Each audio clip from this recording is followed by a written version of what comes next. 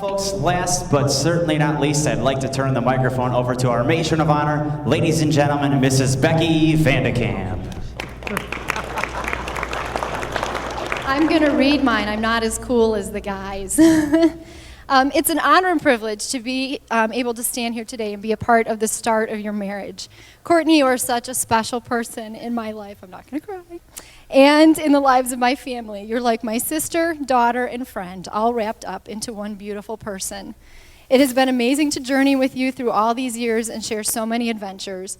We have shared so many experiences, like surviving near-fatal gecko bites on youth group mission trips, spending hours in the bathroom waiting for you to finish peeing, laughing about the crazy things my kid did when you babysat for them, waiting for you to finish peeing. You get the picture. Seriously, though, you are an amazing woman, and it is so obvious that Garrick knows that. When we would talk about boys and your dreams of getting married someday, God already had Garrick in mind for you and was preparing his heart to capture yours. I will never forget the day when you told me you thought he was the one. What an answer to so many prayers. Garrick, you have been a blessing in Courtney's life and in ours. My kids, especially Drew, never cease to be amazed by your awesome height. Drew's description of you when he first met you after face planting while trying to get over your giant feet in church was, Courtney's boyfriend is humongous. This is not only true of your stature, but also of your heart and your capacity to love. Your love for Courtney is written all over you when she walks into a room. It's like the rest of us cease to exist. Both of you also share a love for Christ that is evident not only in your relationship to each other, but is clearly demonstrated in the way you love others. Your marriage will truly be blessed if you continue to keep God as the center of your relationship. Now, I have a little something else to share with you. I need a little help from Stevie D and the groomsmen. This may not be my best moment, so forgive me. All right.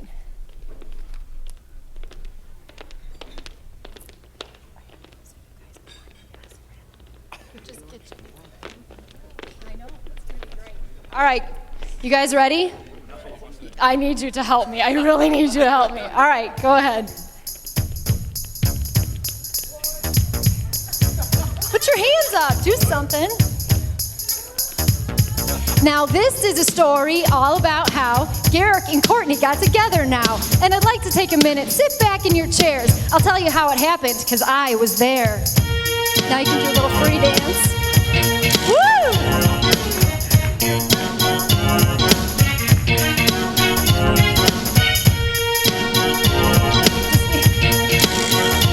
You want to get the girls out, go right ahead. Now, I've known Courtney all her life. I always thought she'd make a great wife. She's loving and kind and cheerful, too. Any guy who couldn't see that would be a fool. Now, she dated some guys, but they were no good. She said, how am I going to find one? But I knew she would. Then she met Garrick, and my kids said, gee, this guy is so tall, we only reach his knees. He begged and pleaded with her day after day, but she shook her head and sent him on his way. And then one day, she had a change of heart. She knew that God had planned this from the start. True love, well, it's not so bad. Being with Garrick made Courtney glad. Is this what being in love is like? This might be all right. Little free dance. Freestyle it now. You gotta freestyle it now. You got a little bit here now.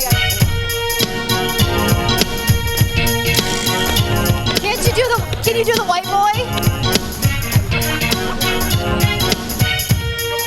You're almost done.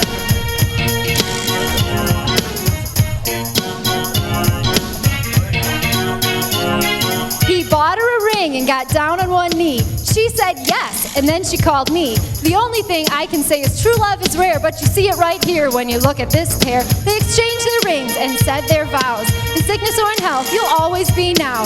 Husband and wife, till death do you part. We wish you all the best from the bottom of our hearts.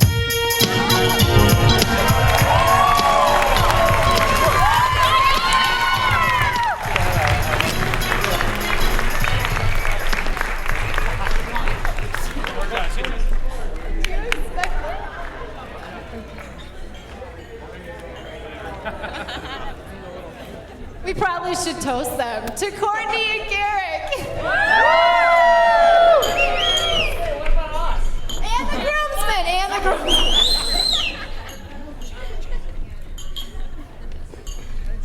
Thank you very much, Becky.